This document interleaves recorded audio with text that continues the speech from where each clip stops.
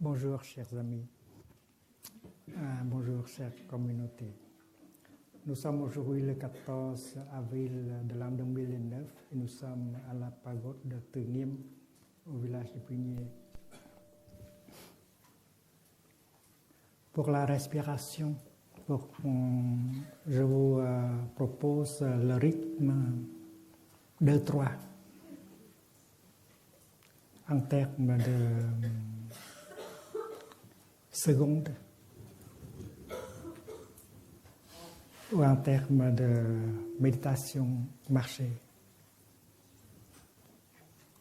C'est-à-dire que votre inspiration peut durer 2 secondes et votre expiration peut durer 3 secondes. C'est le minimum. Si vous avez une horloge qui fait tic-tac, tic-tac, vous pouvez la mettre auprès de vous et vous écoutez l'horloge et vous respirez. Vous vous concentrez sur le son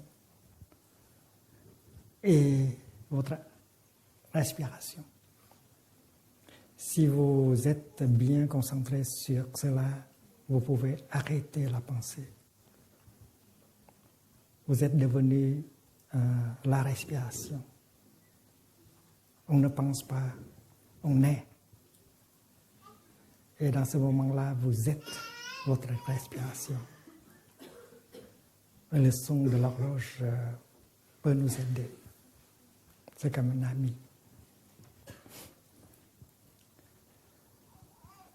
Et vous pouvez faire la même chose pendant la méditation marché.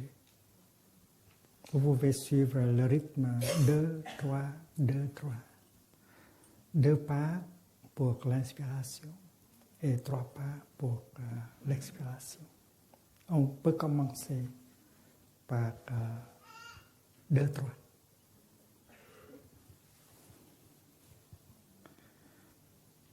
Et si on fait attention à ses poumons,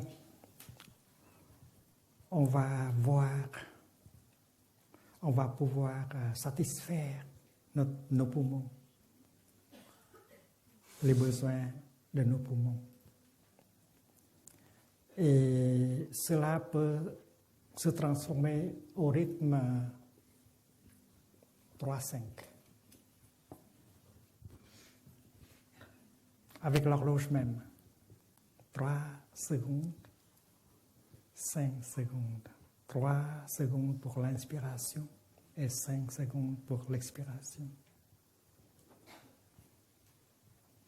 D'habitude, notre expiration est plus longue que notre inspiration.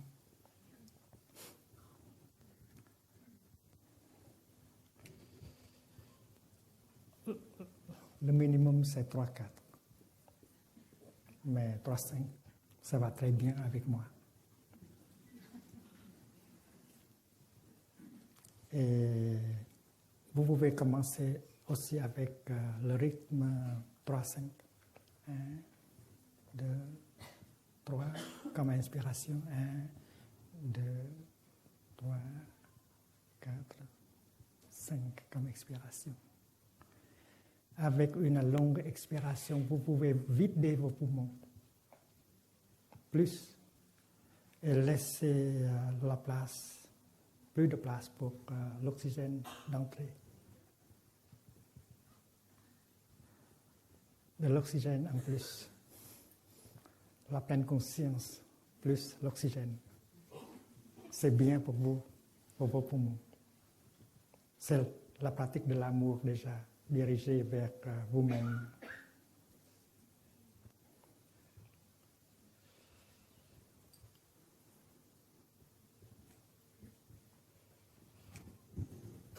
Et peut-être plus tard, vos poumons veulent 4, 6.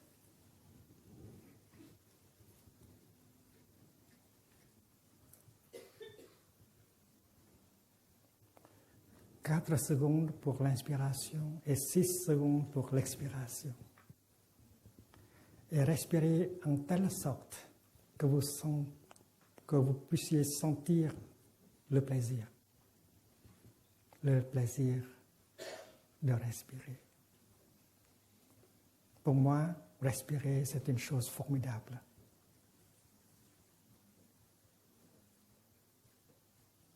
Quand on respire, on sait que l'on est vivant.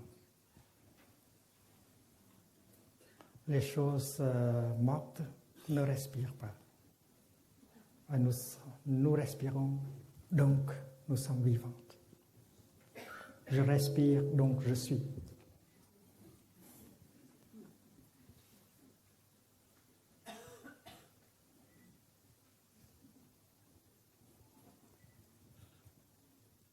On va inviter M. Descartes à respirer avec nous. Je respire, donc je suis.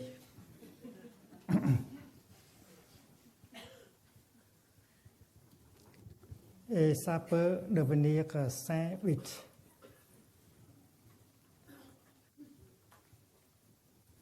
Il y a des moments pendant la méditation assise, votre inspiration peut aller jusqu'à 8 secondes.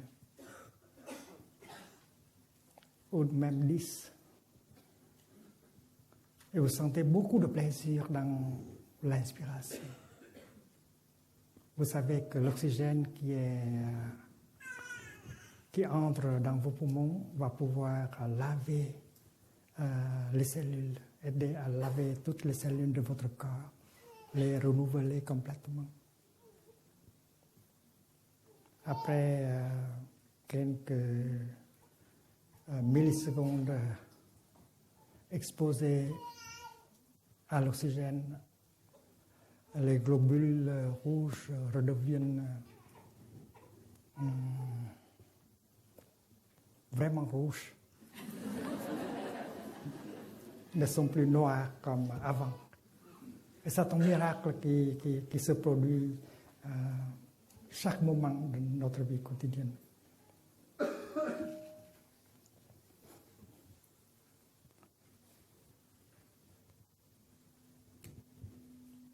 Et quand l'inspiration dure 8 secondes, l'expiration peut durer 12 secondes ou plus.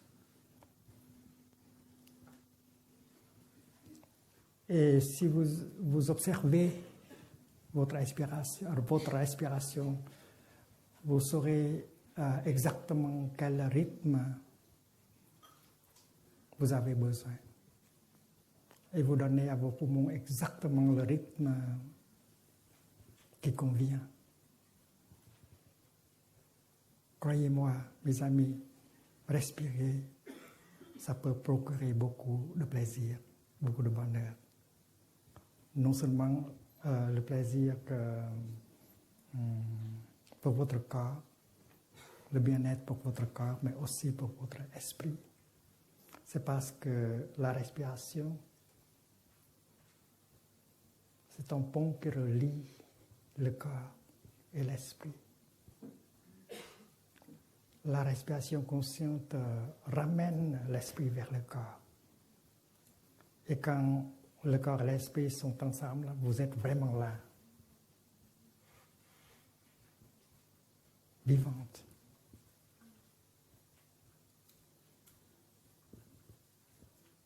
parfaitement présente pour vivre votre vie. Donc, dans un centre de pratique comme le village Prunier, la pratique de base, c'est la respiration consciente et la marche dans la pleine conscience. On se déplace.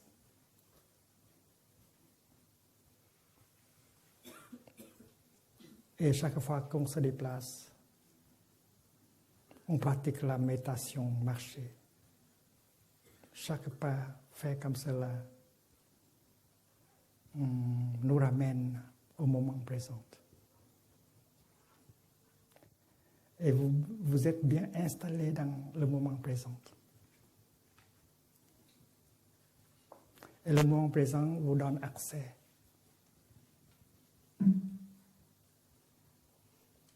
au royaume de Dieu, à la terre pure du Bouddha. Vous avez entendu parler du royaume de Dieu. Peut-être vous avez une notion, une idée sur le royaume. Mais moi, le royaume de Dieu n'est pas une idée, une notion, c'est une réalité qui peut être vécue à chaque moment. Le royaume de Dieu, c'est mon vécu quotidien. Et quand je pratique la marche méditative, je me mets en contact profond avec le royaume de Dieu. Et le royaume de Dieu est disponible 24 heures sur 24. Vous savez qu'André Gide, cet écrivain français, a dit que Dieu est amour, Dieu est bonheur. Vous avez déjà entendu parler de Dieu comme amour, mais André Gide, il a dit Dieu est bonheur. Et j'aime ça. Dieu est bonheur. Et il ajoute ceci. Et Dieu est disponible 24 heures sur 24. C'est André Gide qui a dit cela. J'aime aussi cela. Et je lui ai dit que si Dieu est disponible 24 heures sur 24, et son royaume aussi doit être disponible 24 heures sur 24. Et dans mon expérience, le royaume de Dieu est disponible dans l'instant présent. J'ai toujours dit à mes amis que le royaume est maintenant ou jamais. Vous n'avez pas à mourir pour pouvoir entrer dans le royaume. Pour entrer dans le royaume, vous devez être très vivante. Et pour être vivant, revenez à votre souffle. Vous faites une inspiration et vous ramenez votre esprit vers votre corps. Et quand votre corps et votre esprit sont ensemble, vous êtes bien installés dans le moment présent. Et le moment présent, c'est la porte qui donne accès au royaume. Je ne sais pas si vous voyez ce que je vois maintenant. Je vois que je suis vivante au sein de la Sangha que vous êtes.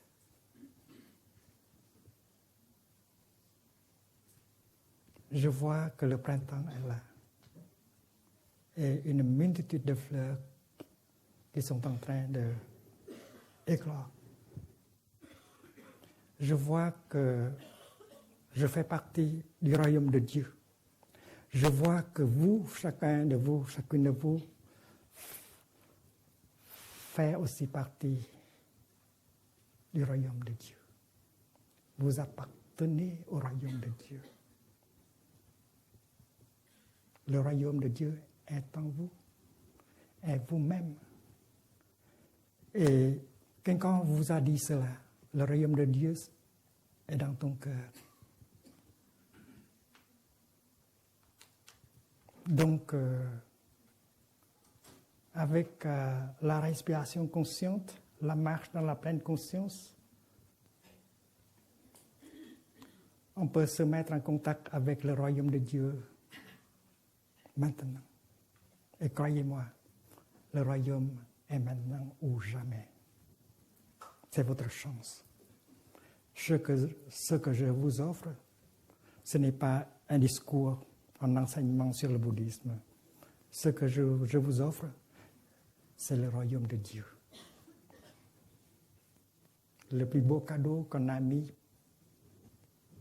puisse faire à vous.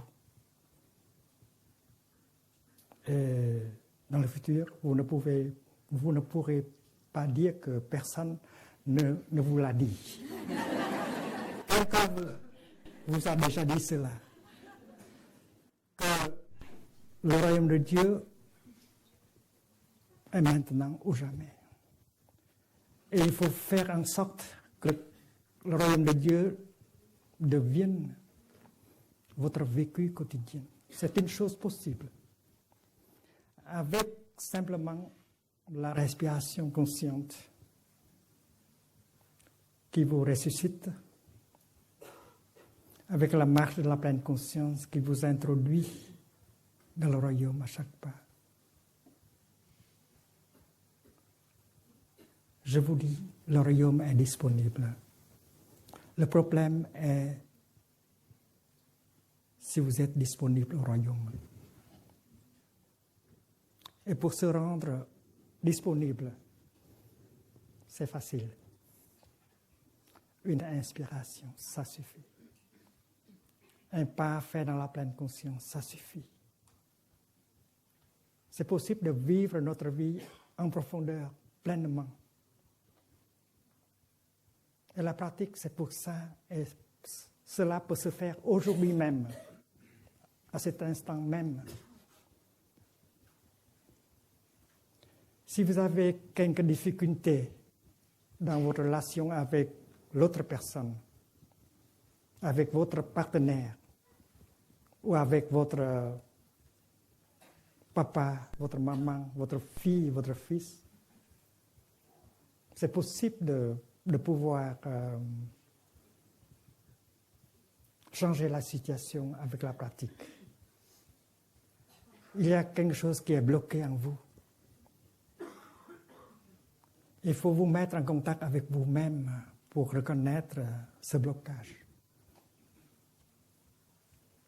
Et si vous pouvez enlever cela de vous, alors vous allez pouvoir aider l'autre personne, votre partenaire, à faire la même chose. La souffrance n'est pas venue de lui, de elle. Ce blocage en vous, vous pouvez l'enlever. Et quand vous êtes libre de cela, vous pouvez très bien aider l'autre personne à faire la même chose. C'est parce que vous et votre partenaire, tous les deux, vous appartiennent au royaume de Dieu. Le royaume de Dieu est en vous. Ne cherchez pas le royaume ailleurs. Je dis ceci de mon vécu. Ce n'est pas dans un livre que j'ai trouvé ça.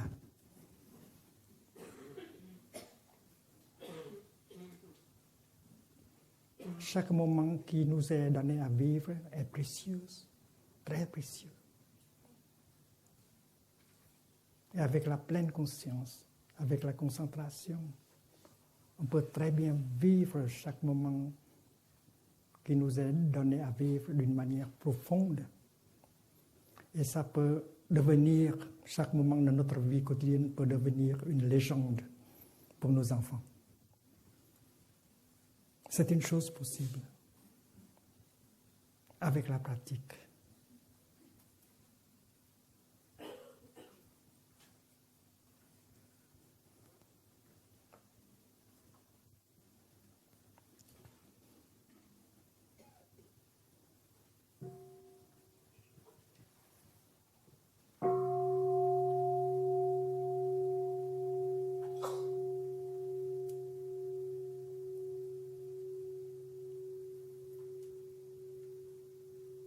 Il y a en vous une graine de pleine conscience.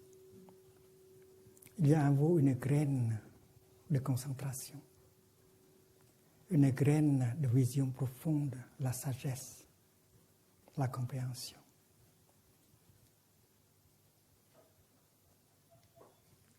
Et cette petite graine-là contient le royaume de Dieu. Dans l'Évangile, il est dit que le royaume est une graine de moutarde, toute petite. Le royaume est en vous. Et c'est possible de toucher le royaume et de le faire manifester à l'instant même.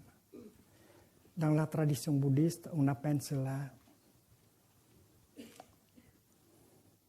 la nature de Bouddha. Chacun de nous possède la nature de Bouddha, la nature de l'éveil, la nature de l'amour, la compréhension, sous forme de semences. Et chacune de nous possède cette graine de moutarde qui est le royaume de Dieu.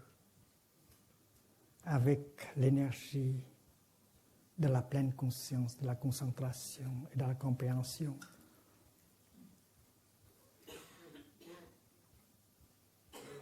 on peut se mettre en contact avec le royaume de Dieu qui est disponible. Dieu est bonheur. Dieu est disponible 24 heures sur 24 et son royaume aussi. Ce ne sont pas des idées. Cette fleur que vous voyez là, si elle n'appartient pas au royaume de Dieu,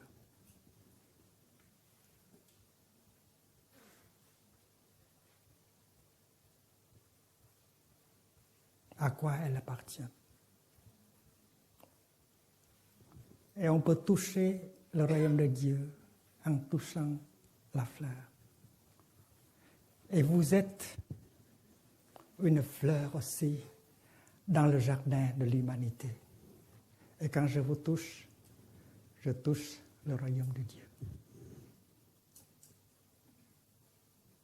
Vous avez entendu parler du Saint-Esprit. L'Esprit Saint. L'Esprit peut être saint. L'Esprit peut être séculaire.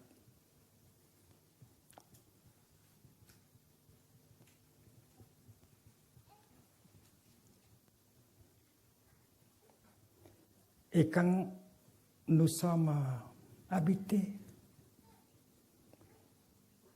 par la pleine conscience, l'énergie de la pleine conscience, par l'énergie de la concentration et la compréhension, alors l'amour nous habite. Et le royaume se manifeste. Et notre esprit devient l'Esprit Saint. Le Saint-Esprit, ce n'est pas une notion, une idée, quelque chose qui existe hors de nous. Quand il y a la pleine conscience, la concentration et la compréhension, on est bien vivante. Et il y a la présence de la compréhension et de l'amour en nous.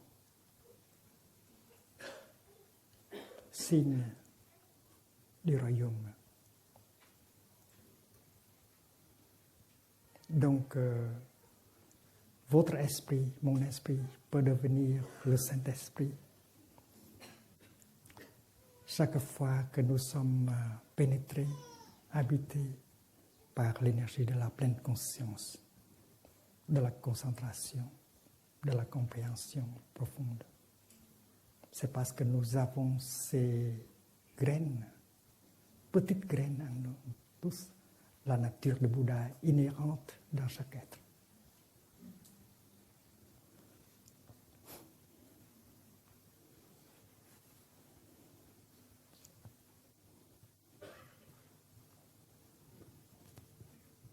il y a une discipline appelée la métaéthique.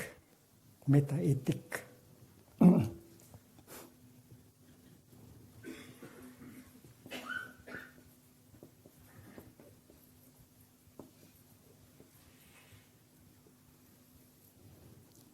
Dans laquelle on se pose des questions comme qu'est-ce que le bien, qu'est-ce que le mal, quelle est la nature du bien, quelle est la nature du mal.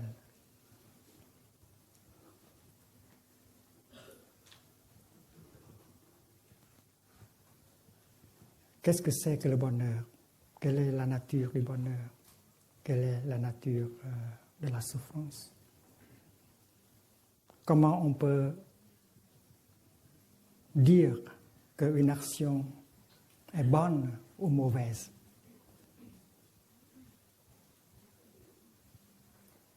Comment peut-on être sûr que cette action est une bonne action et pas une mauvaise action?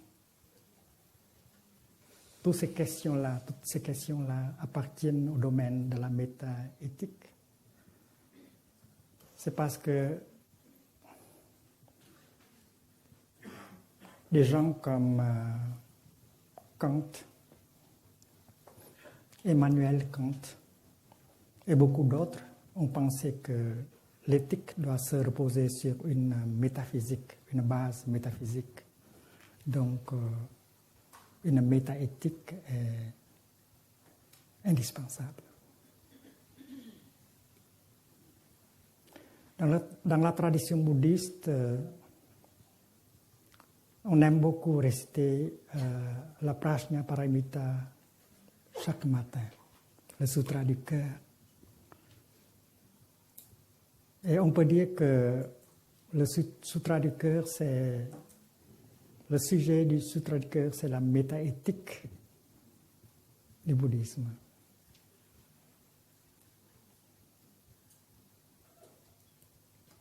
Et si on comprend bien l'enseignement de la Prajna Paramita, cette sagesse qui nous porte vers l'autre rive, le rive de la libération, le rive de la libération, du bien-être.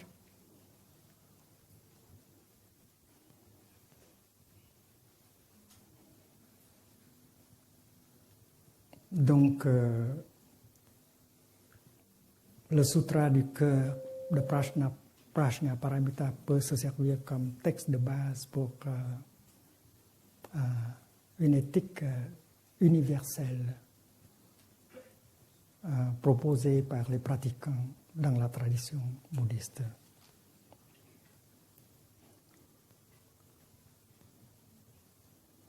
On peut se voir comme un jardin.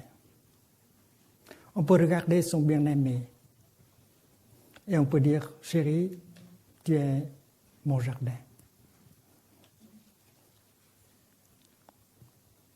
Votre bien-aimé, c'est votre jardin. Et vous devez assumer le rôle de jardinier pour que votre jardin soit belle. N'est-ce pas? C'est l'amour. Si l'autre personne est le jardin, vous êtes le jardinier. Vous êtes responsable. Quelqu'un a dit, vous êtes responsable de votre rose. L'auteur de Le Petit Prince.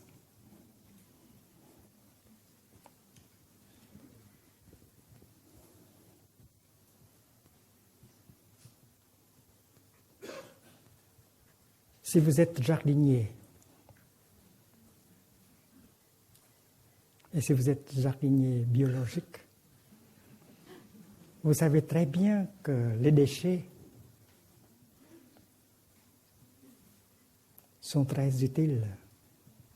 On garde les déchets. On ne jette pas les déchets par la fenêtre. On préserve les déchets pour pouvoir en transformer en compost afin de nourrir les fleurs. Les fleurs, les légumes sont organiques. Les déchets qui viennent du jardin sont aussi organiques. Parce qu'ils sont organiques, ils sont transformables. Quand on regarde la fleur, on voit que la fleur est belle,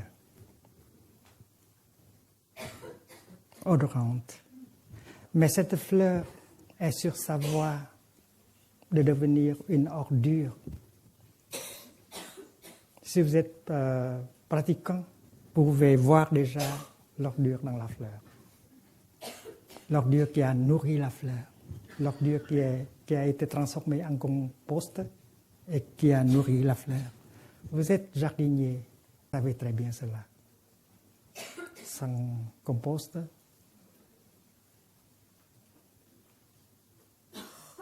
il n'y a pas de fleurs. Au village du Prunier, nous savons très bien que sans la boue, il n'y a pas de lotus. Et quand on regarde le lotus, on peut voir la boue. Et si on ne voit pas, on doit attendre quelques semaines. Le lotus va revenir boue. Donc la fleur est sur sa voie de revenir, de redevenir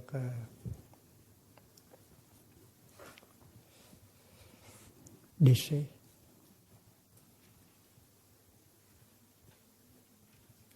Et si on regarde les ordures, les déchets, on peut voir que c'est possible de retransformer les déchets en fleurs. Et c'est la vision d'un jardinier, d'une jardinière biologique. Elle sait très bien que toutes les deux, elles sont de nature organique.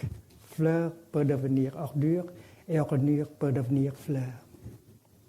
L'amour, c'est une fleur.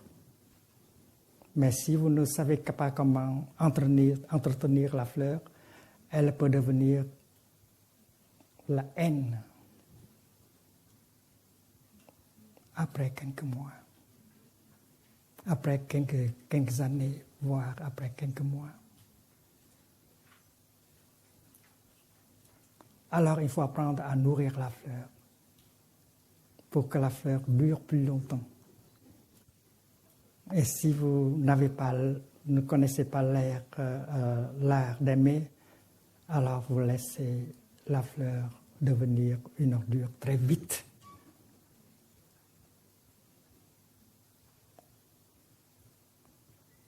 Donc chaque personne est un jardin. Il y a des fleurs en nous. Il y a aussi des déchets. Comme tout jardin. Le jardin produit toujours des déchets organiques.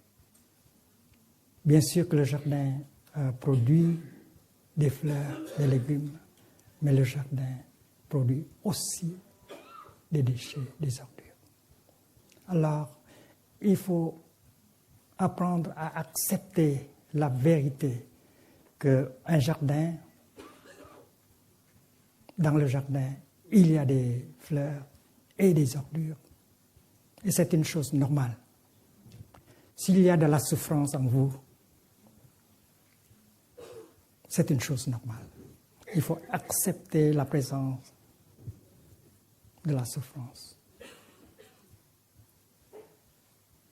C'est parce que la souffrance, en tant qu'ordure, peut être utilisée pour nourrir le bonheur.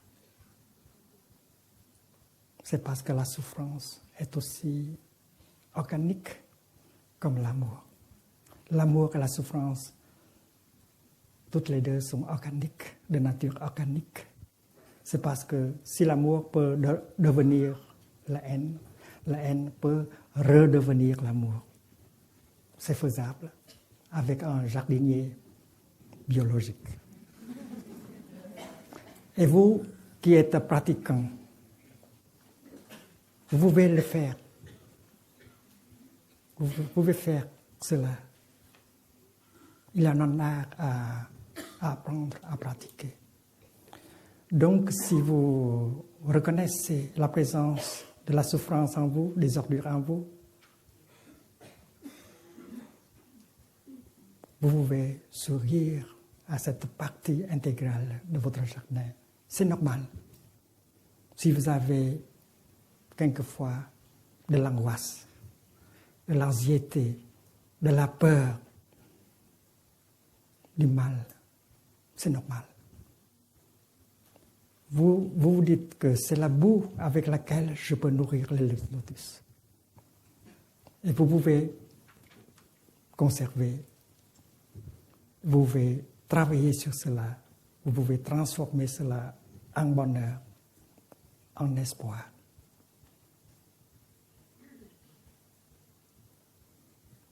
Donc, votre aimé, votre bien-aimé est en jardin.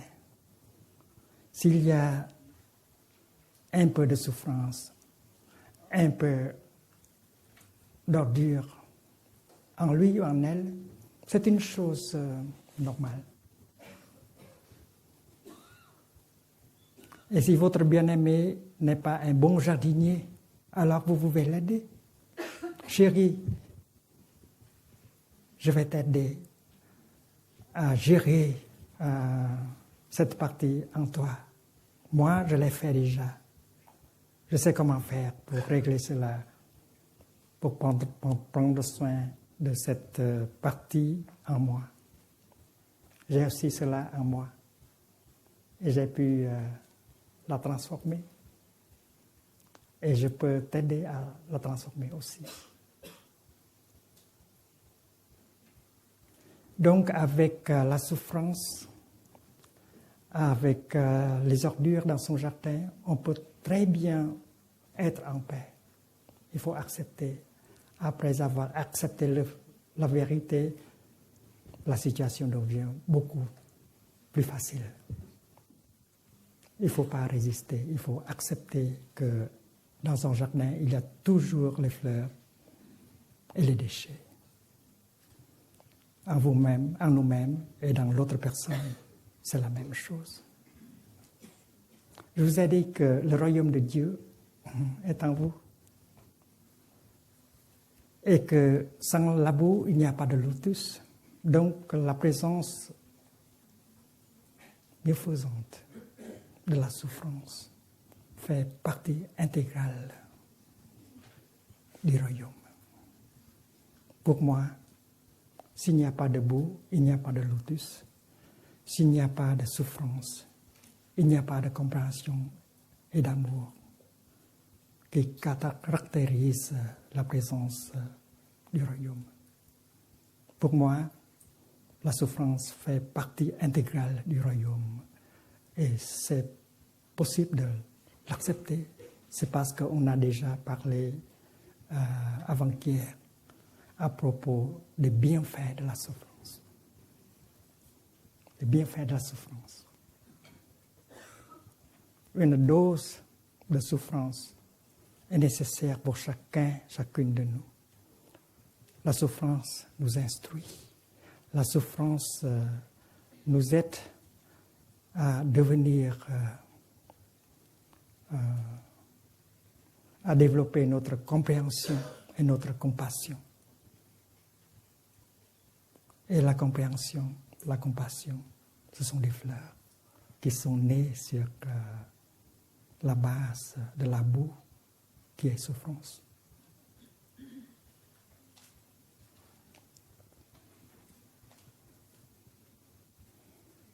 Nous avons déjà parlé du mystère de l'inter-être. Et nous avons vu que la gauche ne peut exister sans la droite. Supposons que vous n'aimez pas la droite. Vous voulez utiliser un couteau pour enlever la droite. Mais vous pouvez enlever ceci, mais la droite est toujours là. C'est parce que la gauche est encore là. Donc, gauche et droite intersont.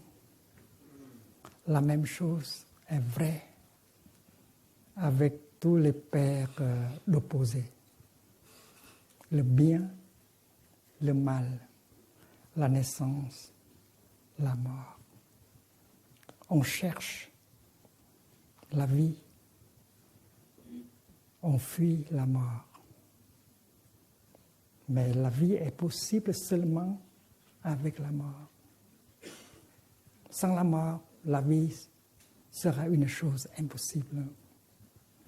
Quand on observe le corps humain, on voit que les cellules meurent à chaque instant pour que les autres cellules puissent naître. La naissance et la mort vont de pair à chaque instant. Et nous vivons la vie et la mort en même temps dans chaque moment.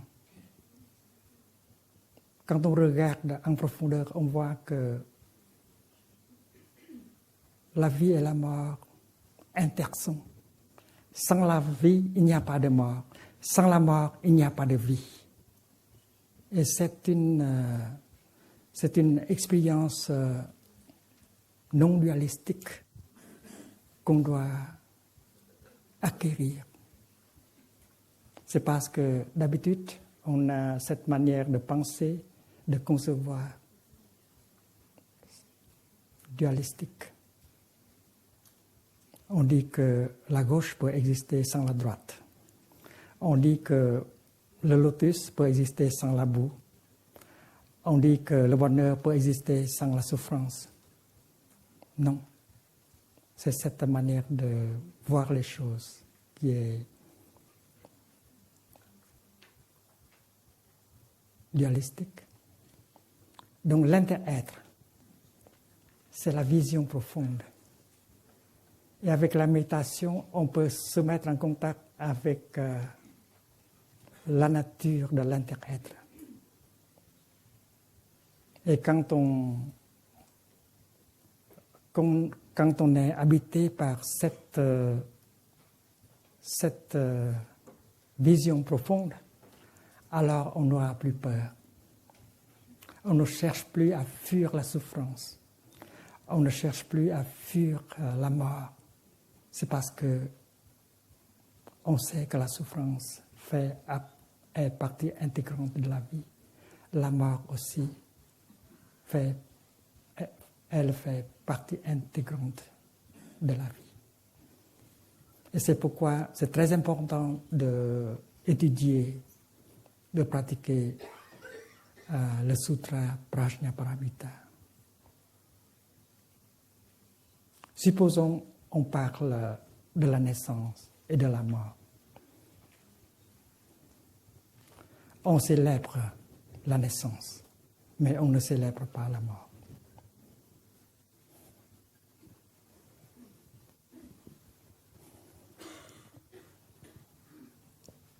Avec la méditation, on peut entrer en contact profond, beaucoup plus profond avec la réalité. Et on va découvrir, on va voir que la naissance et la mort, ce sont des notions qui n'existent vraiment pas. Supposons que nous parlions d'un nuage.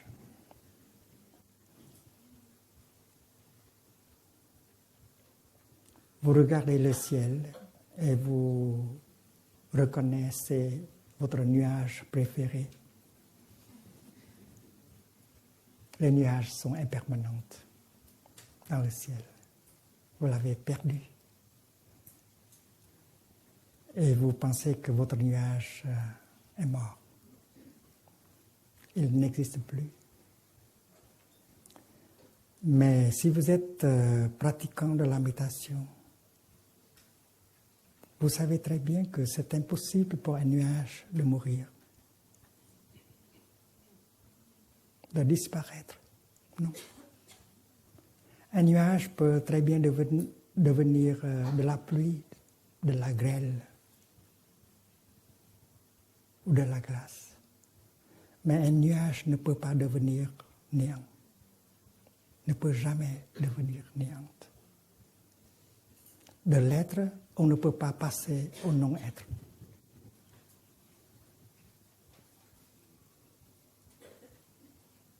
La même chose est vraie avec vous et votre bien-aimé. C'est impossible pour vous de mourir. C'est impossible pour votre bien-aimé de mourir. C'est possible pour qu'elle de se manifester sous d'autres formes de vie.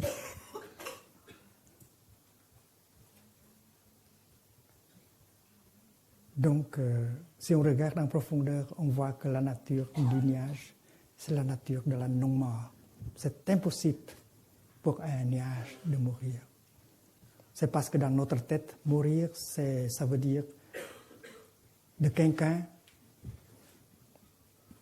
vous devenez personne.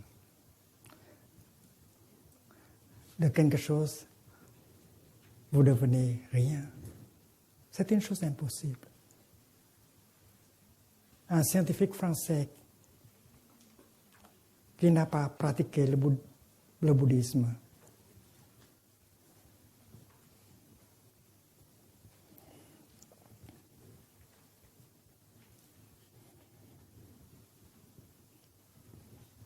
son nom est Lavoisier.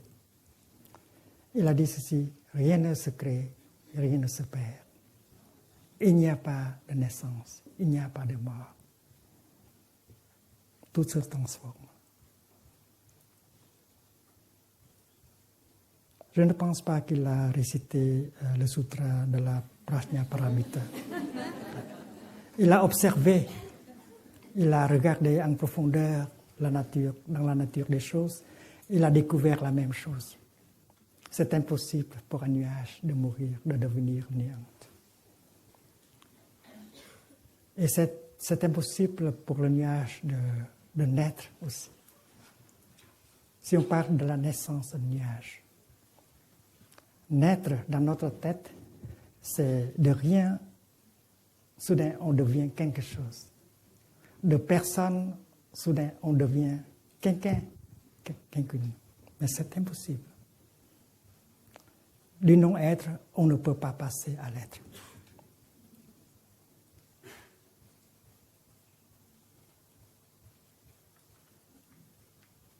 Regardons encore dans la nature de votre nuage. Dans une vie passée, votre nuage a été océan et chaleur. L'humidité, la vapeur qui est dans cette salle, elle est là, invisible. C'est parce que cette unité est sous forme de gaz invisible. Mais si cette terre rencontre le froid, l'humidité devient visible en forme de gouttelettes d'eau, tout petits, cristaux de glace, tout petits. Et ça commence à se voir, votre nuage. Alors votre nuage est là, mais vous ne le voyez pas. Votre nuage peut-être est en vous. Donc, avant de se manifester dans cette forme de nuage qui flotte dans le ciel, votre nuage a été océan, a été vapeur, a été chaleur. Donc, votre nuage ne vient pas du néant. Non, rien ne se crée. Il n'y a pas de naissance, il n'y a pas de mort. Donc, ce que le sutra du cœur a dit, il n'y a pas de naissance, il n'y a pas de mort. Et M. Lavoisier a dit exactement la même chose. Il vient d'une autre discipline.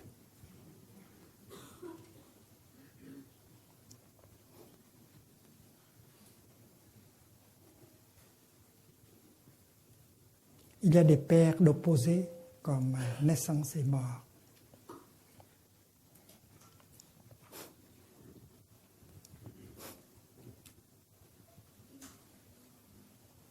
La venue et le départ. L'être et le non-être. Ce sont plutôt des notions, des idées que des réalités. Si on regarde, on ne voit pas le gaz appelé vapeur. La vapeur ne se voit pas. Et on ne peut pas qualifier cela comme non existant. N'est-ce pas? Quand cette vapeur, quand elle devient visible, on veut le qualifier comme existant. Mais tous les deux mots, non existant et existant, ne peuvent pas décrire la nature du nuage véritable. La réalité ne peut pas être décrite en termes de être et non-être.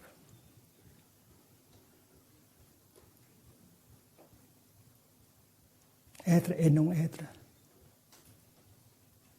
ce sont des idées. Quand les conditions viennent ensemble, quelque chose se manifeste et on appelle cela être. Mais avant cela, est-ce que c'est que c'était le non-être? Non. C'est seulement une manifestation. Et si on est pratiquant, on peut regarder en profondeur et on voit que avant que la fleur se manifeste, les éléments non-fleurs sont déjà là, un peu partout. Il suffit que ces conditions non-fleurs viennent ensemble pour que la fleur se manifeste. Donc avant la manifestation de la fleur, on ne peut pas la qualifier comme non existante. Avant votre naissance, avant votre soi-disant naissance, ce n'était pas le néant. On a cette tendance de penser que une vie commence par la naissance et finit avec la mort. Il y a un point N et un point M. Et une durée de vie, une vie est représentée par le segment NM. Et on a la tendance de dire que le segment NM représente être, l'être. Avant ça, c'est le non-être. Le néant.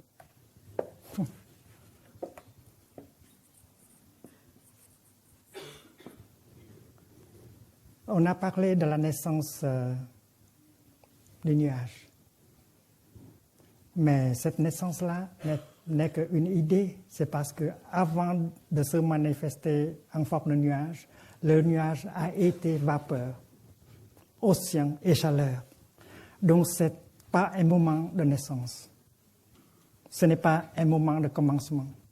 C'est un moment de continuation. Il n'y a pas de naissance. Il n'y a que des continuations. Il n'y a pas de mort. Il n'y a qu'une continuation sous d'autres formes. Si votre nuage n'est pas là en forme de nuage, elle sera en forme de neige, de grêle. C'est impossible pour vous de mourir. C'est impossible pour votre bien-aimé de mourir.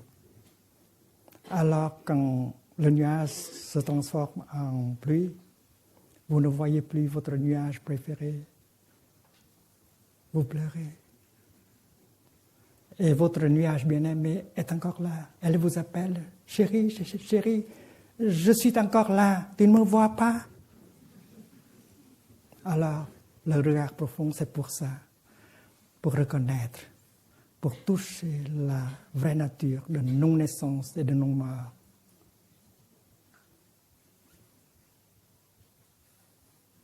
Et c'est le fruit de la pratique. Et la peur cesse d'être là. Un bonheur véritable est possible seulement sans cette peur qui est à la fondation. Donc, pour la métaéthique, la même chose est vraie avec le bonheur et la souffrance. Il n'y a pas de souffrance sans bonheur. Il n'y a pas de bonheur sans souffrance. Et on a parlé du bienfait de la souffrance. La souffrance nous instruit. La souffrance nous aide à devenir quelqu'un qui peut comprendre, qui peut aimer, quelqu'un qui peut être heureuse. Donc, on peut très bien parler des bienfaits de la souffrance. Mais il y a des souffrances qu'on peut éviter, comme les déchets dans le jardin. Il y a des souffrances tout à fait inutiles. Et on se crée des souffrances comme ça pour soi et pour les autres, à cause de notre ignorance. Alors, comme jardinier intelligente, vous pouvez faire en sorte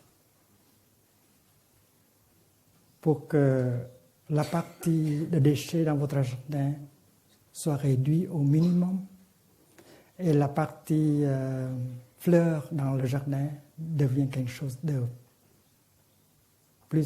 très importante. C'est une chose possible avec la transformation. Donc, on a besoin de la boue pour les lotus. On a besoin de déchets pour le compost. On a besoin de la souffrance pour le bonheur. Mais on n'a pas besoin de créer plus de souffrance. On a eu assez de souffrance. Il faut comment apprendre à gérer la souffrance. C'est la pratique. Gérer la souffrance en tant que jardinier de l'âme, jardinier du mental.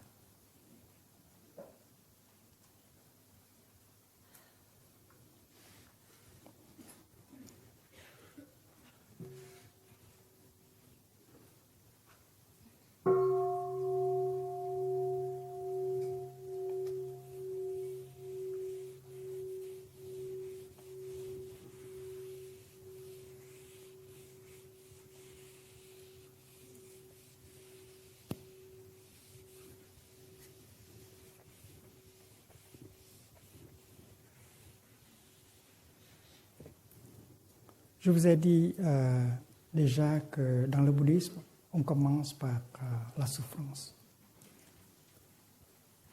par le mal-être.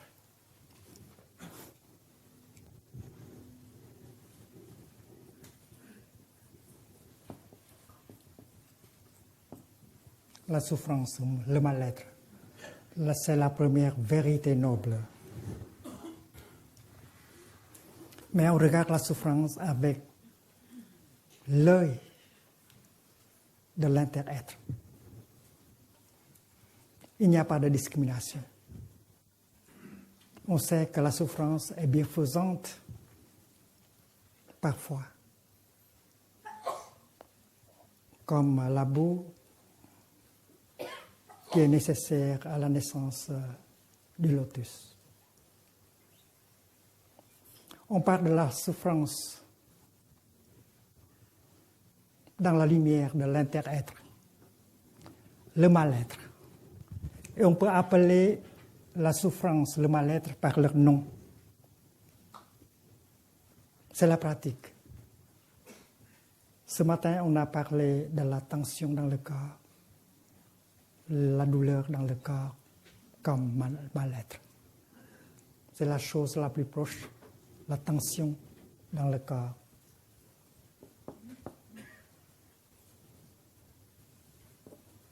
Le stress,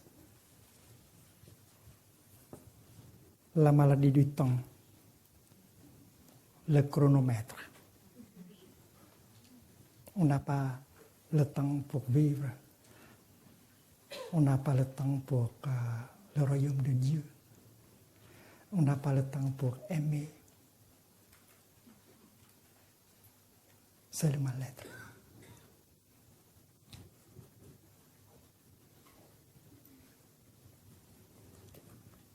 La violence, la haine,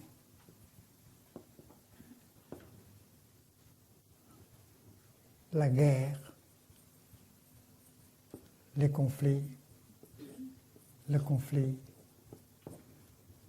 les couples désunis,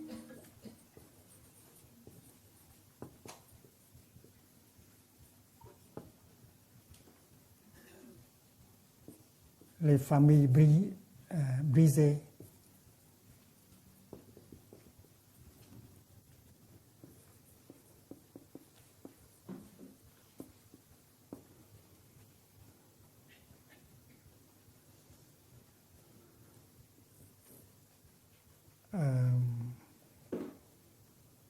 la destruction de l'écosystème,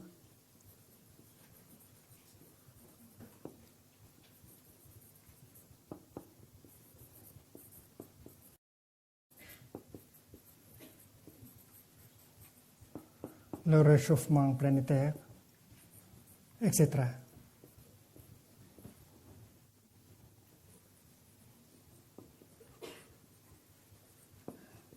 La crise économique, etc. L'injustice sociale, des choses comme ça. On peut très bien appeler le mal-être par son nom, par ses noms. Reconnaître le mal-être comme existant. Et c'est le début de la pratique. On se met en contact avec la première vérité noble pour pouvoir trouver la cause, pour en trouver la cause nature, la nature du mal-être. Nature, cause, racine du mal-être.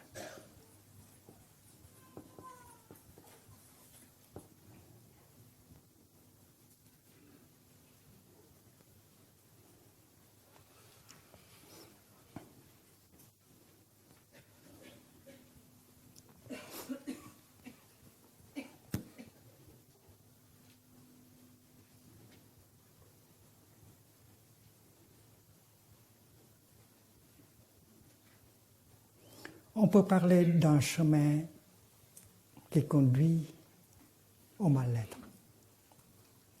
Le chemin caractérisé par l'ignorance, la discrimination, la peur.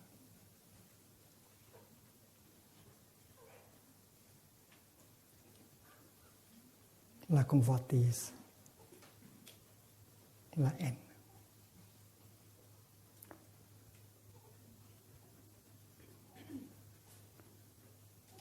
Et l'élément le plus important de ce chemin ignoble,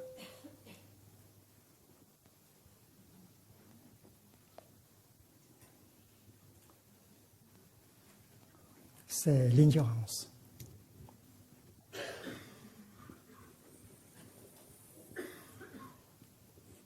ce sont des perceptions erronées.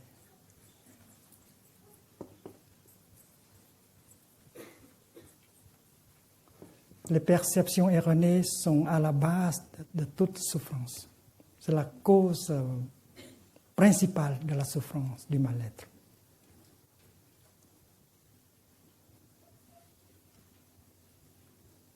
Si vous êtes en difficulté avec votre partenaire, c'est à cause des perceptions erronées que vous avez de vous-même. Ce sont des perceptions erronées que vous avez de l'autre. Alors, il faut pratiquer en telle sorte qu'on puisse enlever les perceptions erronées, corriger les perceptions en soi. Alors, on est libéré. On va pouvoir aider l'autre personne à faire la même chose.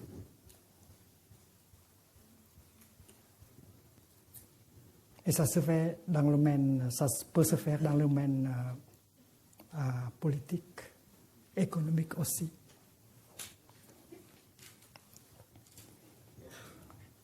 L'autre jour, je vous ai proposé cette pratique. Vous aimez quelqu'un, vous aimez quelqu'une. Et vous vous adressez à lui, à elle.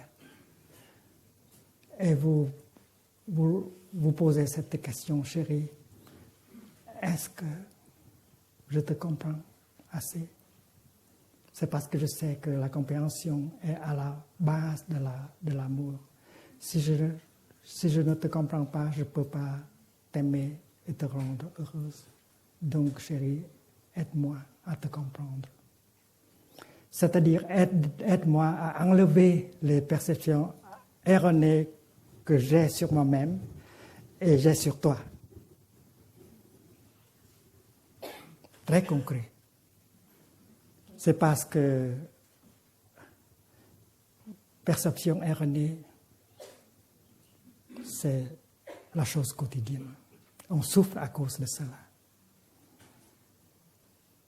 Le remède dans le bouddhisme, c'est la vue juste. La vue juste, c'est-à-dire cette compréhension qui peut nous débarrasser des perceptions erronées.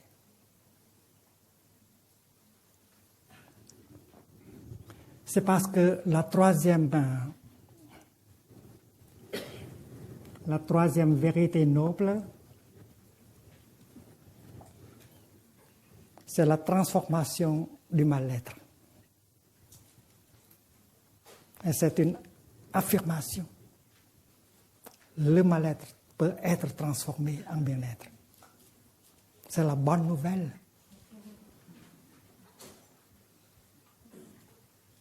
La troisième vérité noble, c'est la cessation du mal-être par la transformation. Et la cessation du mal-être, ça veut dire la présence du bien-être. La même chose.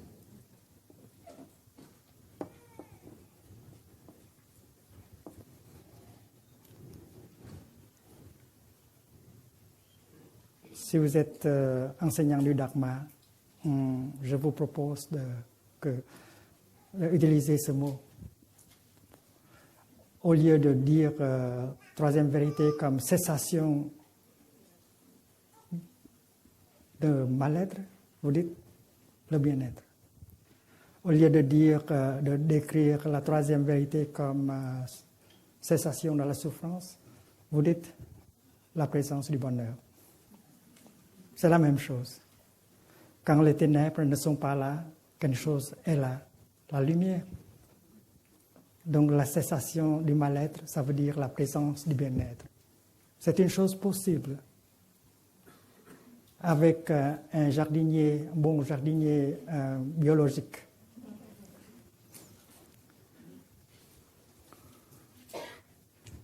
Et si le mal-être a ses racines, le bien-être a ses racines aussi. C'est le chemin qui mène au bien-être. le chemin menant au bien-être, c'est-à-dire à la cessation du mal-être. Et ce chemin est appelé dans le bouddhisme le chemin noble, le chemin octuple, Bát Chánh Đạo.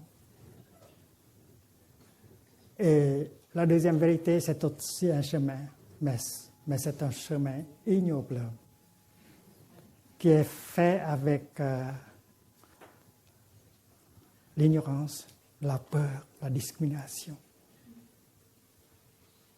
la convoitise.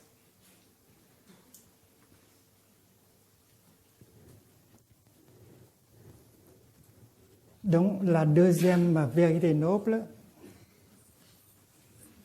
c'est la cause du mal-être. Et la quatrième vérité noble, c'est la cause du bien-être. Et l'éthique proposée par le Bouddha peut se résumer dans l'enseignement sur le chemin octuple, le noble chemin qui mène au bien-être. Et l'éthique proposée par le Bouddha et sa communauté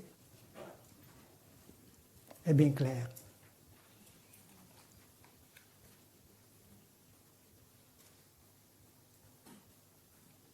Hier, vous avez déjà discuté sur les 5 entraînements à la pleine conscience.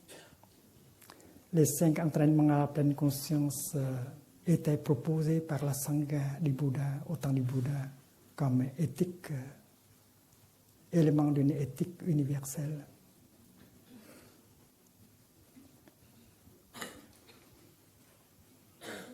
Et ce matin, j'ai un cadeau pour vous. Une version révisée des 5 entraînements à la pleine conscience.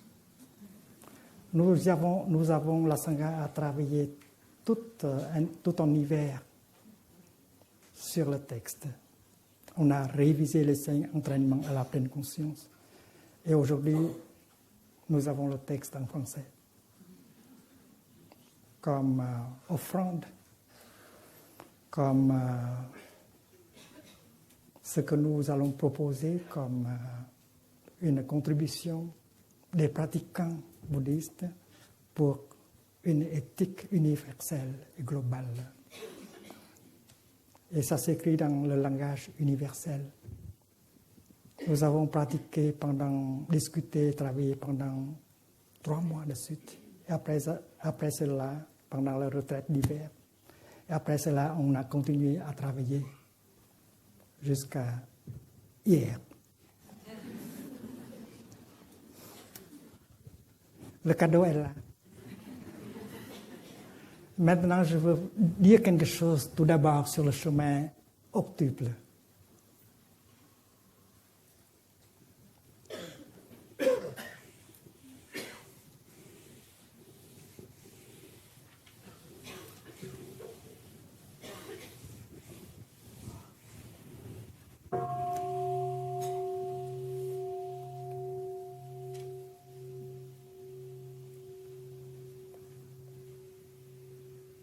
Je respire.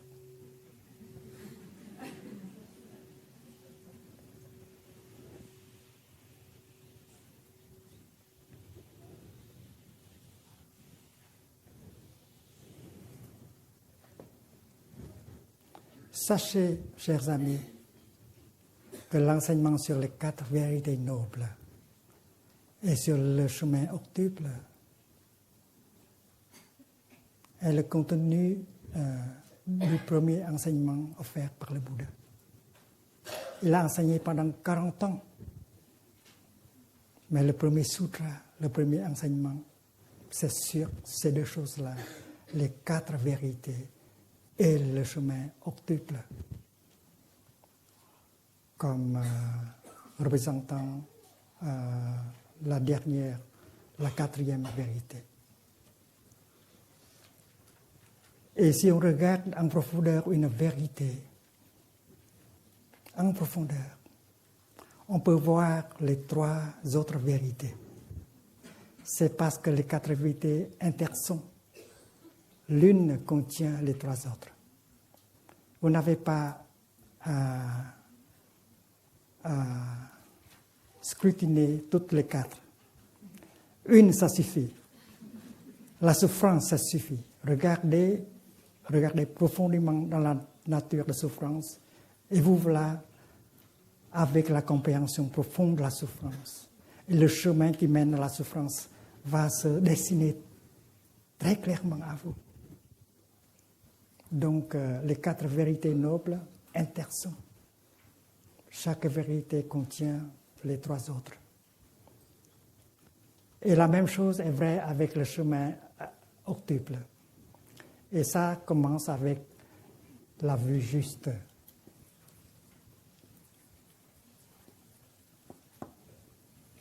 Qu'est-ce qu'une vue juste?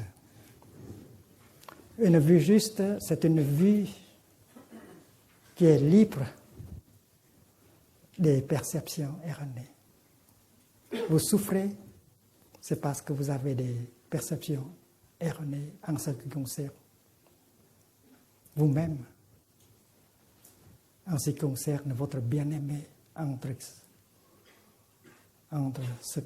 et en ce qui concerne l'autre, votre partenaire.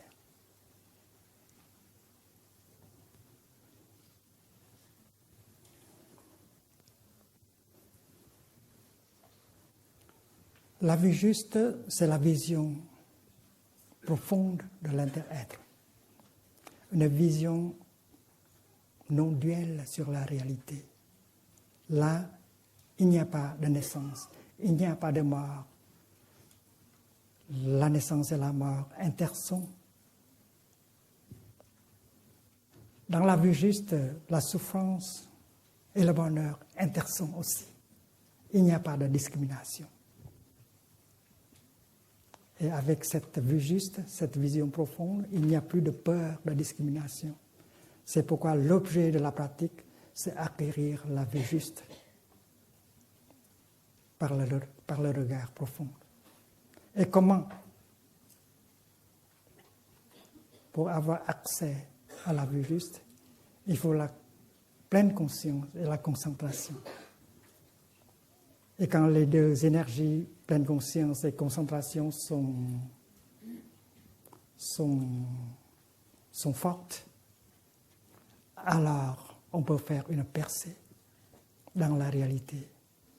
Et on peut se mettre en contact avec la nature interdépendante, la nature de l'inter-être, avec la toile qui nous a tissés.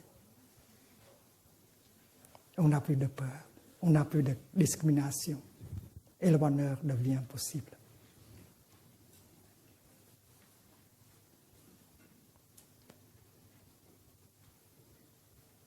La vue juste, ce n'est pas une religion, ce n'est pas une idéologie, ce n'est pas une doctrine. C'est votre vécu, c'est votre contact vrai avec la nature de l'inter-être. Quand vous vous regardez vous-même, vous voyez que vous êtes vos ancêtres. Vos ancêtres sont en vous. Vous n'avez pas un soi séparé. Quand vous marchez comme ça, vos ancêtres marchent en même temps. Quand vous êtes libre, vos ancêtres se sentent libres. Et quand vous faites un pas dans la solidité, dans la liberté, dans la joie, tous vos ancêtres en jouissent. Vos enfants et vos petits-enfants aussi. Donc c'est la vision de l'inter-être. C'est une chose possible. Les bouddhistes et les non-bouddhistes, tout le monde peut avoir accès à cette vision profonde si on a le temps pour vivre en profondeur, pour regarder en profondeur, pour se mettre en contact avec profondeur, avec ce qui est là. Ce qui est là, c'est le royaume de Dieu. Et vous appartenez au royaume.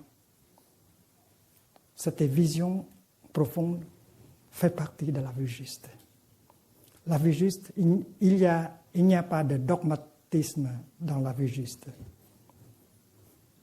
C'est parce que dans la vue juste, il n'y a pas de discrimination. Il n'y a pas de dogmatisme. Il n'y a pas de dualisme. Donc, l'éthique bouddhique se repose sur cette vision profonde appelée inter-être, qui nous libère de tout dogmatisme, de toute discrimination et de toute peur. Et on sait que la vue juste est le fruit de la concentration juste.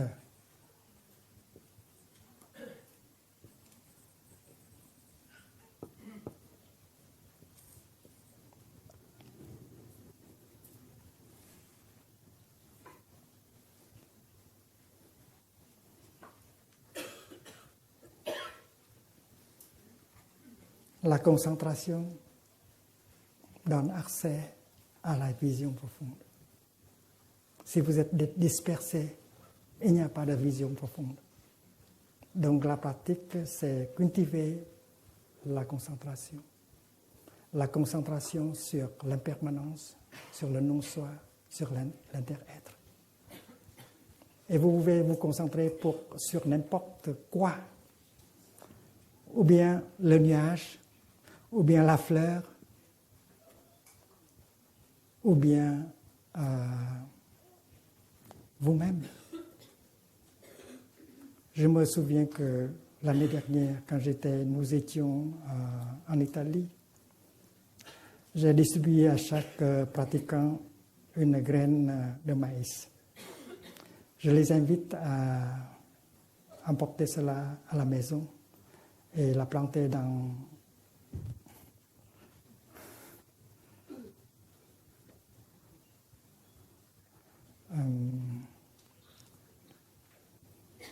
un pot.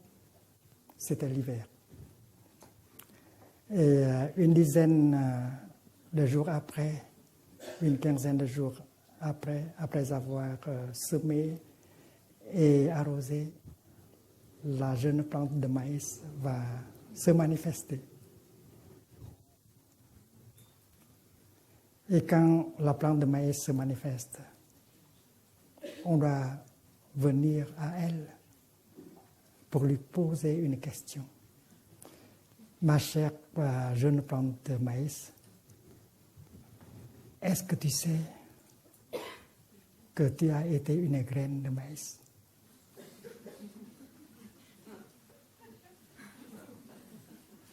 Peut-être la plante de maïs devient embarrassée. Elle ne se souvient pas le temps où elle était une graine de maïs. Mais vous, qui avez semé la graine, qui a vu la naissance de la plante, vous pouvez lui dire, moi, je le sais, tu as été une graine de maïs. Tu es la graine de maïs. Tu es la continuation de la graine de maïs. Il y a des garçons qui ne voient pas qu'ils sont la continuation de leur papa. C'est impossible pour eux de se souvenir qu'ils sont venus de leur papa, de leur maman. Ils pensent qu'ils sont une entité tout à fait différente. Mais le fait, c'est que vous êtes la continuation de votre papa. Vous êtes votre papa.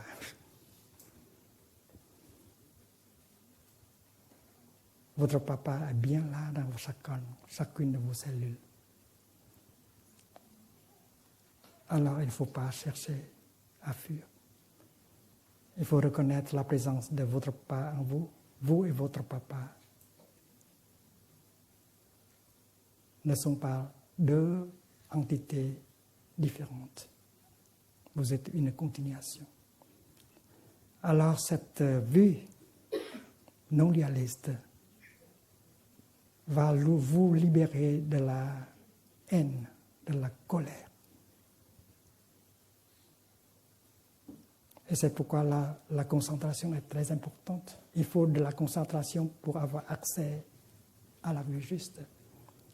Et pour cultiver notre concentration, il nous faut la pleine conscience.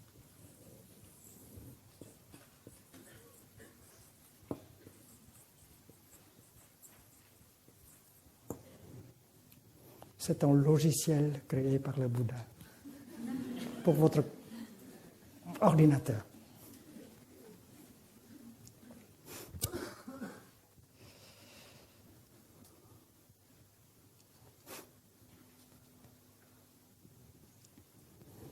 L'autre côté, quand vous avez la vue juste, vous pouvez pratiquer la pensée juste.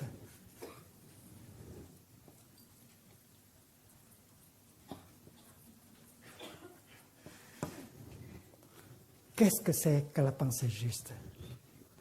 La pensée juste, c'est une pensée qui va dans la direction de la compréhension et de l'amour, la compassion.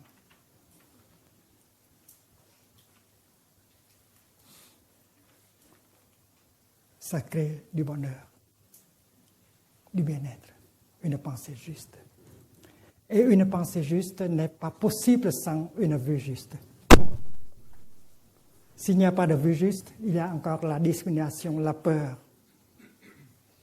Alors la pensée ne sera pas juste.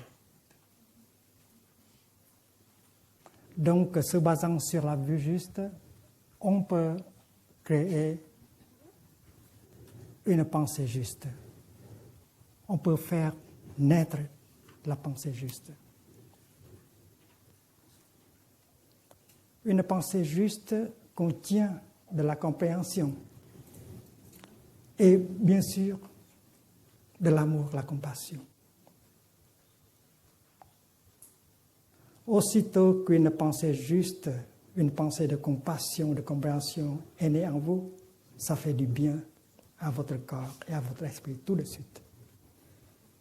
Une pensée de compassion, de compréhension vous nourrit, vous guérit et nourrit et guérir le monde. Et vous êtes capable de générer une pensée comme cela. Maintenant, un peu plus tard, ce soir. Nous sommes tous et toutes capables de générer, de faire naître une pensée juste, une pensée qui va dans la direction du pardon, de l'amour, de la compréhension. Et cette pensée juste-là, c'est l'action déjà. C'est le karma. C'est votre karma. C'est parce que dans le bouddhisme, karma, ça veut dire seulement action.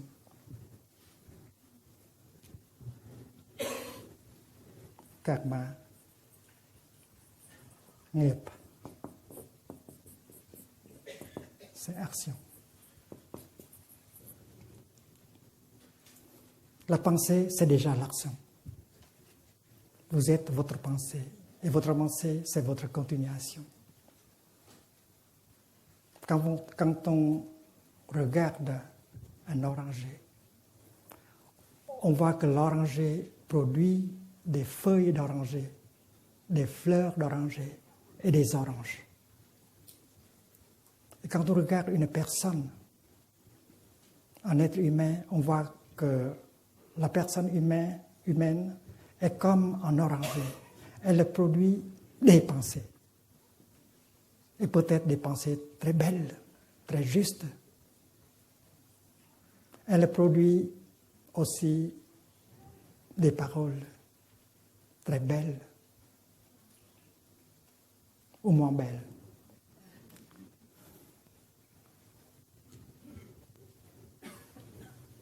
La parole juste.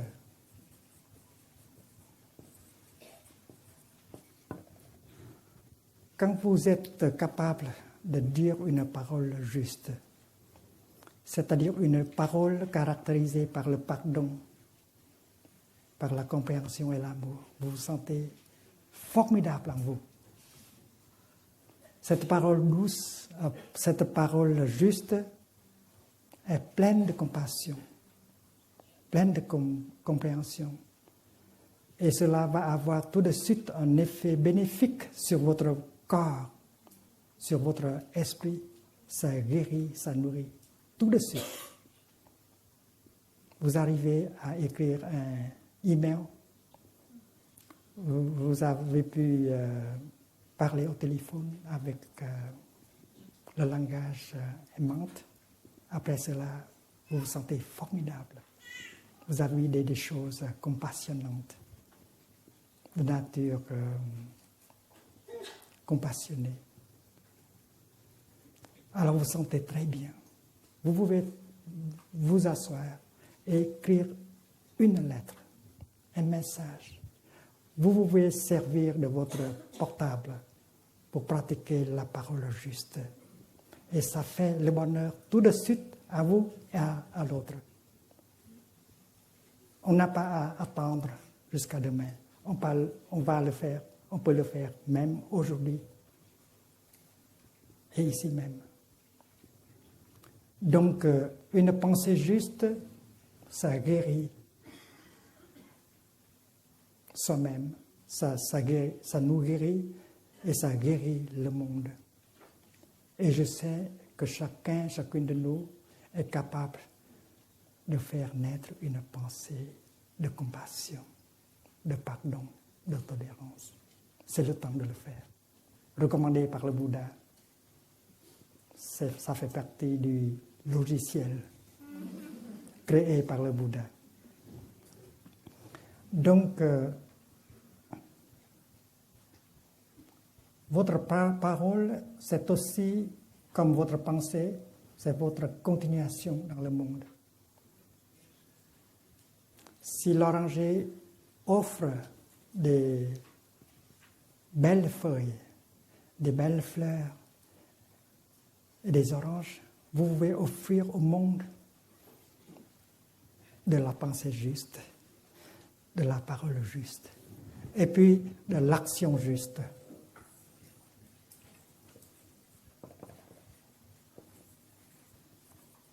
Ce que vous faites avec votre corps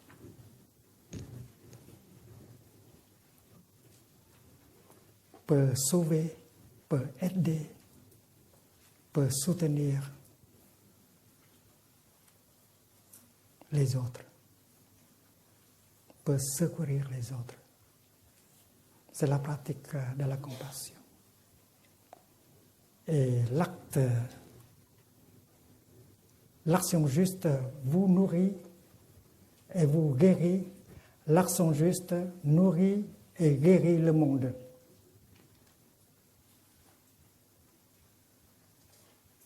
Et vous êtes capable de faire cela, même si votre salaire est maigre. C'est parce que vous êtes riche en compréhension et en compassion. Vous pouvez changer le monde avec la pratique de la pensée juste, de la parole juste et l'action juste. Il faut programmer, il faut utiliser le logiciel créé par le Bouddha. C'est possible aujourd'hui. Donc, si l'oranger peut offrir les feuilles, les fleurs d'oranger, les oranges, nous, êtres humains, nous pouvons offrir des bonnes pensées, des pensées bien-aimantes, de la parole bien-aimante, de l'action compassionnée. Et ce sont nos pensées, nos paroles et nos actions qui nous continuent dans le futur. Rien ne se perd. Après la désintégration de ce corps, vous continuez avec vos pensées, vos paroles et vos actions. C'est-à-dire avec votre karma. Le karma est triple. Parole, pensée, parole et action.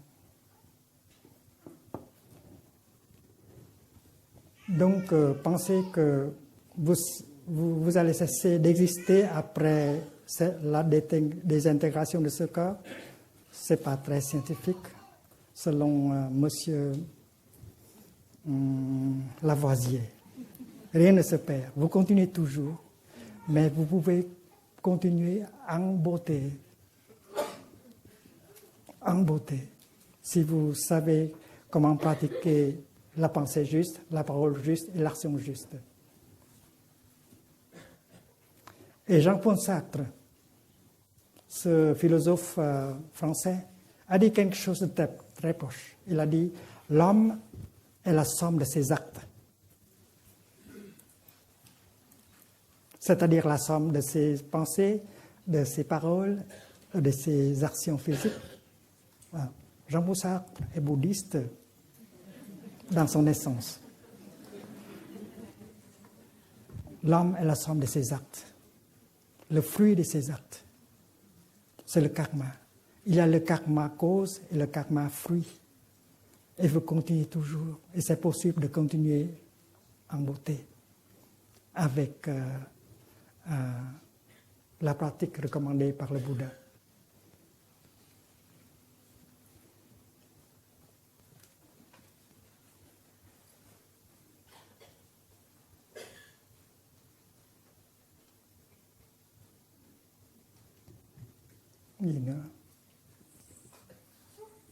Vous avez ici moyen d'existence juste, le pain pour votre famille. Ça doit être fait dans la lumière du moyen d'existence juste. On doit éviter à nuire à la planète. Il faut éviter le tarissement des ressources de la terre. Il faut apprendre à vivre plus simplement pour pouvoir préserver la terre au profit de nos enfants et de nos petits-enfants. Il faut pratiquer les moyens d'existence justes et c'est possible. Le Bouddha et ses amis ont démontré une chose. C'est possible de vivre une vie heureuse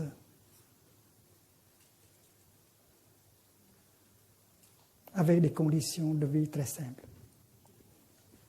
Le Bouddha était avec des milliers de moines, de moniales. Il n'avait pas de compte en banque, il n'avait pas de voiture, d'appartement. Mais pour eux, le sourire, la fraternité, la joie étaient possibles chaque jour. On a trop peur.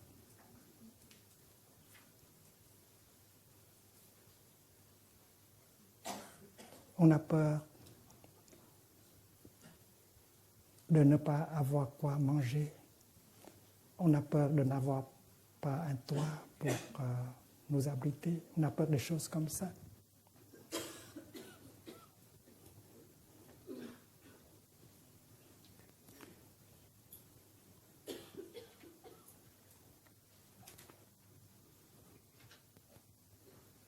La peur garde tout. Au village prunier, nous avons cette habitude de pratiquer le jeûne pendant une dizaine de jours. On peut jeûner pendant une dizaine de journées. On ne mange rien, on ne boit que de l'eau pure. Et on continue à faire la méditation assise, méditation marchée, écouter les enseignements du Dharma, comme ça. C'est parce qu'il y a une réserve en nous. Et on est léger. on est heureux. C'est parce qu'on n'a pas peur. Si vous voulez, vous pouvez essayer un jeûne de 10 jours. Peut-être vous avez besoin d'un docteur, d'un médecin, mais vous avez cette peur en vous que si vous ne mangez pas, vous allez mourir bien vite. Non, ce n'est pas le cas. J'ai passé des périodes de jeûne de 10 jours et c'est une expérience merveilleuse. La légèreté, la paix, la renaissance, la joie. Donc, si on sait qu'on peut jeûner, on peut aller sans nourriture pendant une dizaine de jours, on n'aura plus peur. Et cela est devenu une expérience.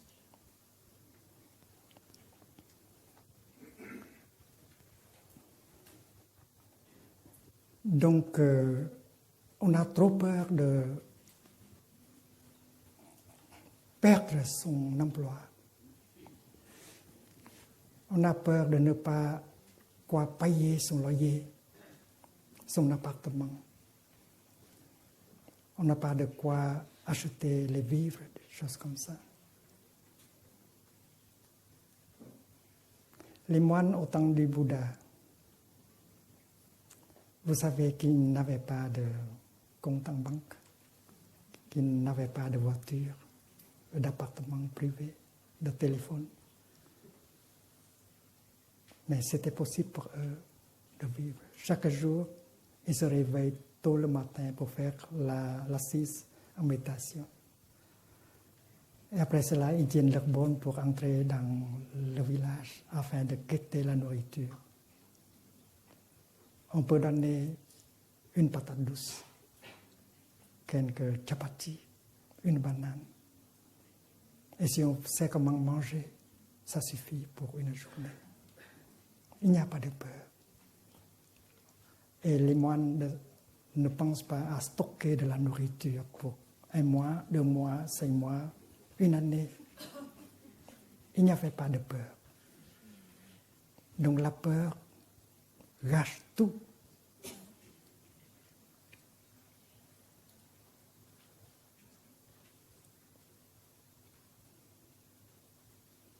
Dans la crise économique, pendant la crise économique, pendant la récession, il faut apprendre à regarder dans la nature de notre peur. On va survivre d'une manière ou d'une autre, c'est sûr. Et c'est possible pour nous tous.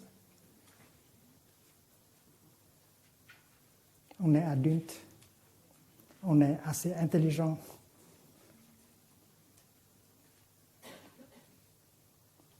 Et on est assez robuste pour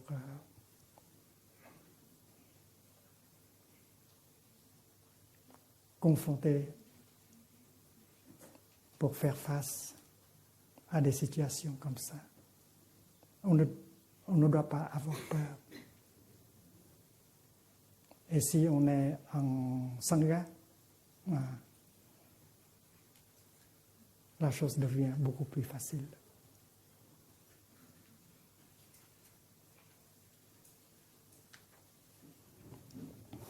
Donc, c'est possible de vivre simplement et heureusement. Et nous avons essayé cela. Non seulement des moines, des moniales, mais des amis laïcs qui ont essayé de faire cela. Dépenser très peu. Avoir plus de temps pour soi-même, pour les siens, pour aimer, pour aider les gens. C'est une chose possible.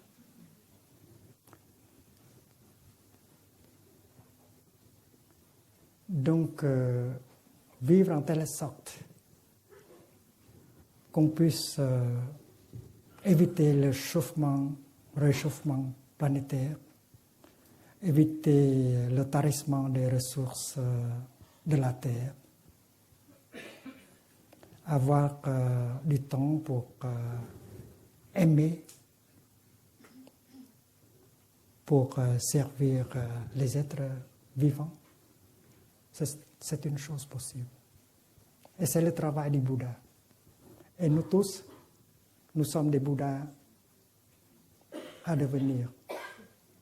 Quand on est habité par la vue juste, quand on peut penser avec compassion, quand on agit avec compassion, on est Bouddha. Vous devez chercher le Bouddha en vous-même. C'est le lieu le plus sûr. Et puis il y a ce qu'on appelle la diligence juste.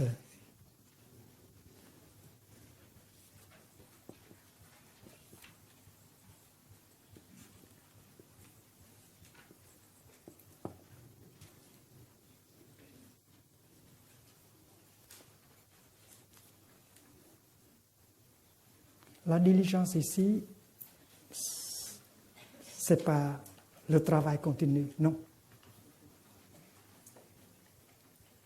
On a déjà trop de travail. On est débordé de travail, de choses à faire. La diligence ici, c'est pas le travail jour et nuit. La diligence ici, c'est savoir comment gérer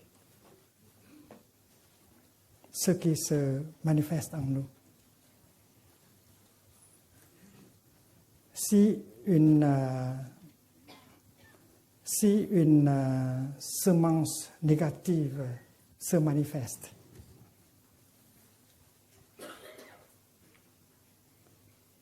comme la haine, comme la peur, comme la discrimination se manifeste, on doit reconnaître sa présence. On doit pouvoir sourire à cette manifestation. On doit changer le disque. On va inviter un autre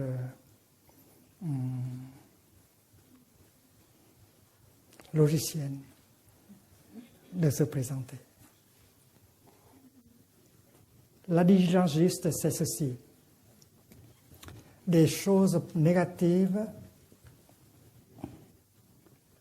qui existent dans notre tréfonds. Ce sont des images, des films stockés. Il y a des images affreuses. Il y a des images négatives, de la peur, du désespoir en nous. Et chaque fois que ces images se manifestent, on souffre de la peur, de l'angoisse. Alors il faut utiliser la pleine conscience pour dire que bonjour, tu n'es qu'une image, tu n'es qu'un fantôme, tu n'es pas une réalité. Tu ne peux rien faire à moi.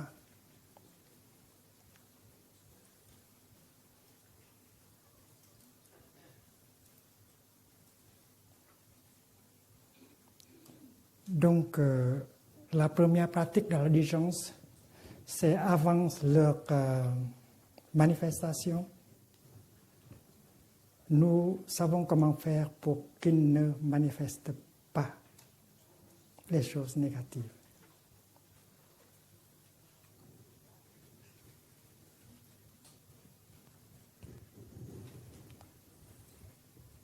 Deuxième pratique, quand des choses négatives se manifestent, reconnaissez-les comme fantômes, comme images seulement. Si vous étiez abusé, par exemple, comme enfant dans le passé, si quelqu'un vous a battu, alors l'image de ce moment-là est stockée en vous. Et si vous ne savez pas comment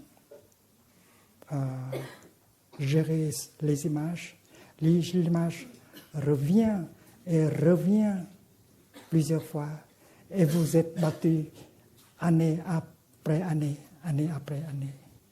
La souffrance est réelle, mais la cause est virtuelle. La cause est virtuelle. Imaginons, nous sommes au cinéma. Il y a à l'écran une histoire qui se passe, un film qui est projeté. Et comme spectateur, on vit des émotions. On pleure. Et les larmes, la peur, les larmes sont vraies. Mais les images ne sont pas vraies. Vous êtes venu avec moi à l'écran, très près. Et on va toucher l'écran avec nos doigts. Il n'y a pas de personne. On ne peut pas parler à des images.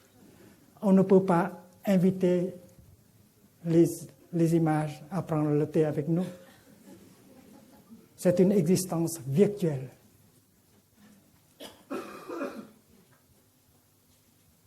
Il n'y a que la lumière, les ombres. La cause est virtuelle et la souffrance est réelle. Les larmes sont réelles, les émotions sont réelles. C'est pourquoi chaque fois que ces images-là se projettent, il faut dans la pleine conscience pour le dire.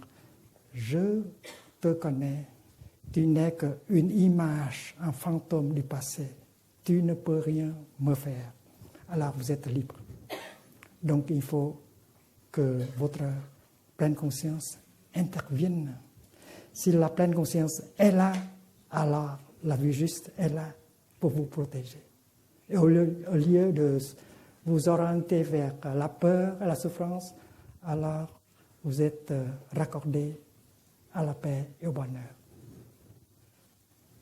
Vous êtes raccordé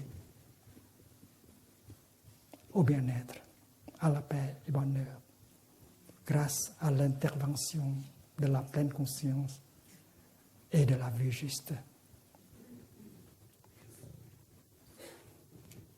Donc, faire en sorte que ces choses-là ne se projettent pas. C'est parce que le passé, c'est un fantôme. Ce n'est pas réel. Mais beaucoup d'entre nous vivent encore avec le passé et nous continuons à souffrir. Alors la pleine conscience nous ramène au moment présent pour pouvoir dire que tu es un fantôme. Tu n'es pas la vie. Je suis bien ancré dans le moment présent. Et si dans le moment présent, je n'ai pas de problème, c'est-à-dire il n'y a pas de problème du tout.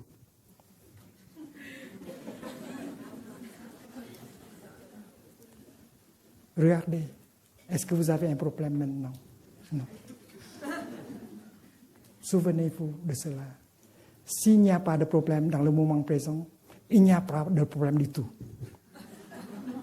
Le passé, c'est un fantôme, et le futur, ce n'est qu'une projection. Alors, il faut bien être ancré dans le moment présent. Et c'est la pratique. Avec ou sans soutien de la communauté, on peut vivre le moment. On doit se protéger. Vous n'êtes plus un enfant incapable de vous protéger. Vous n'êtes plus vulnérable comme garçon ou fille à 5 ans. Vous n'êtes pas sans défense. Vous êtes adulte. Vous pouvez vous défendre très bien. Vous pouvez, avec votre intelligence et votre compassion, confronter toutes sortes de positions. Pourquoi avez-vous peur? Pourquoi continuer à vivre la peur, la souffrance de l'enfant blessé? Il faut sortir vite. Et ce logiciel créé par le Bouddha doit vous aider. Troisième pratique. le bien qui n'est pas manifesté, invite-le de se manifester. C'est parce que dans votre tréfonds, il y a des bonnes choses. Il y a la graine de l'amour. Il y a de la graine de l'espoir. Il y a le royaume de Dieu dans votre tréfonds. Alors, respirez, marchez en telle sorte que vous puissiez toucher la graine du royaume pour qu'il se manifeste. C'est la troisième pratique de la diligence. Et quand la bonne chose se manifeste, pratiquez la quatrième section de la pratique. Gardez, invitez le royaume de demeurer avec vous. Que la joie demeure.